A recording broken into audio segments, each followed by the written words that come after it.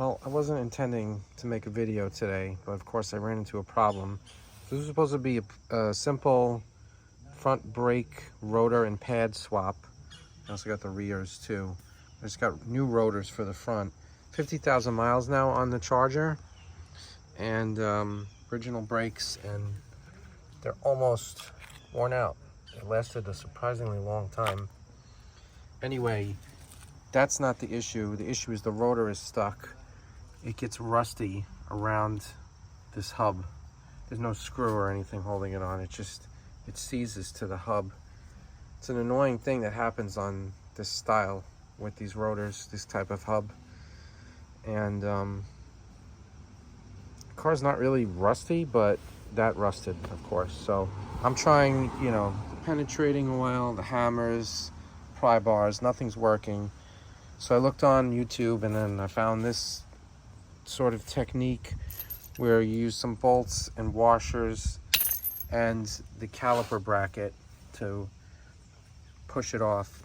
I'll get it set up and I'll show you. Hopefully this will work out. All right, so never mind what I said about the caliper bracket. That's what they did in the video. It was a different car. So I got these bolts. I think they're 3-inch. Put them through the holes that the caliper mounts to, and what that's going to do theoretically is I'm going to tighten this to this nut, and that's going to push on the back side of the rotor and push it off. That's the theory. We'll see.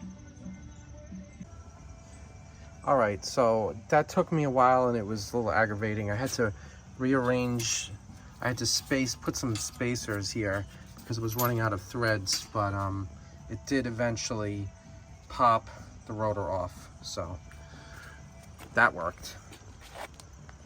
Good tip to know for the future. Just use this abrasive disc thing here just to clean up the hub, and I'm gonna put something on here, maybe anti-seize or something, to try to prevent this from getting stuck again.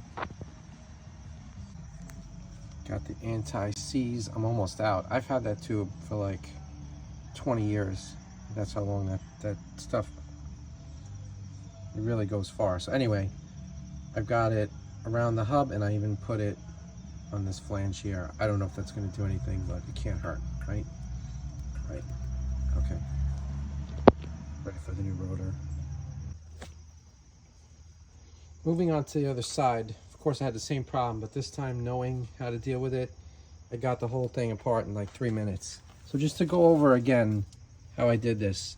So 3-inch bolt, I had to space it out because the shoulder of the bolt has no threads. I needed more threads, so, and then basically just put a wrench on this, put the socket on this, and tightened it. And what that does is it pushes this way, which the bolt head pushed, you can see the mark, pushes on the back side of the rotor and pops it off. Like you'll keep cranking, it's getting tighter and tighter, all of a sudden it just pops. And actually this side, I had to crank on harder even than the other side. But like I said, it was super easy. Cleaned up the hub, got the anti-seize, and just getting ready to put everything back together. All right, and all very quickly, this side is back together. I didn't really go over the other parts of the brake job. I mean, I have other videos I could link in the description if you need that, but this was just about getting stuck rotors off. So took a while to figure it out, but we're good to go now.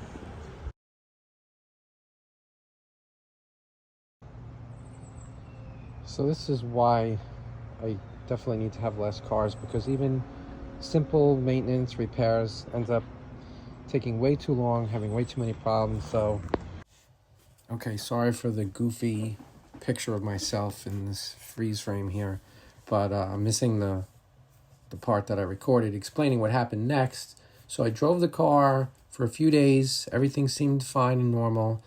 Then all of a sudden I started noticing pulsating while not braking, and then a really bad pulsating while braking.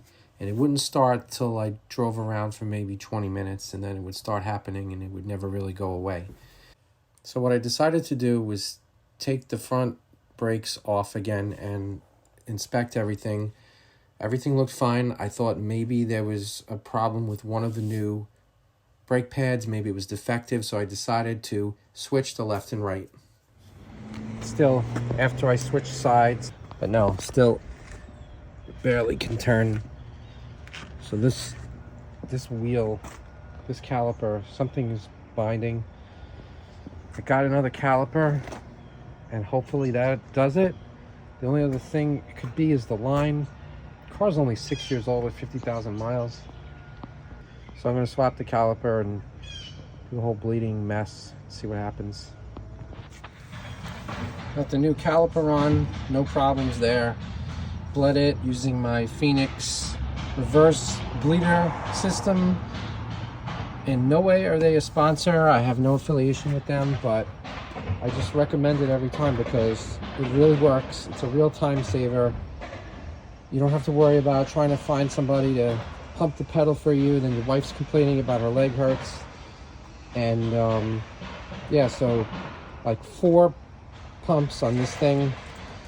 It pushes the fluid up to the master, and you're done. It's like brand new. So far I had turned the car on, stepped on the brake several times, let off. Seems to be better. Okay. But I guess the true test is getting it out on the road, and it probably takes like 25 minutes because last time that would be the case, like it would take a while before it would actually get really bad and start pulsating. So I think we're good, but yeah, I have to go somewhere later. That'll be a good test. I have about like an hour drive, and that would be, I think, a good test. Let's hope for the best. Well, I did my trip. I did like 50 minutes there and back. Brakes seemed totally fine, totally normal. So I guess that was the issue. The only thing I can guess is when I had that caliper off, maybe because I had to use a C-clamp to push the pistons back in because they were so far out from the worn down pads. Maybe I kind of remember maybe I was pushing it at a little weird angle or something and messed up something with the caliper where it wouldn't, the piston wouldn't move freely. So expensive lesson, but it seemed to be good now. So I'm gonna call that situation done. Thank you very much for watching.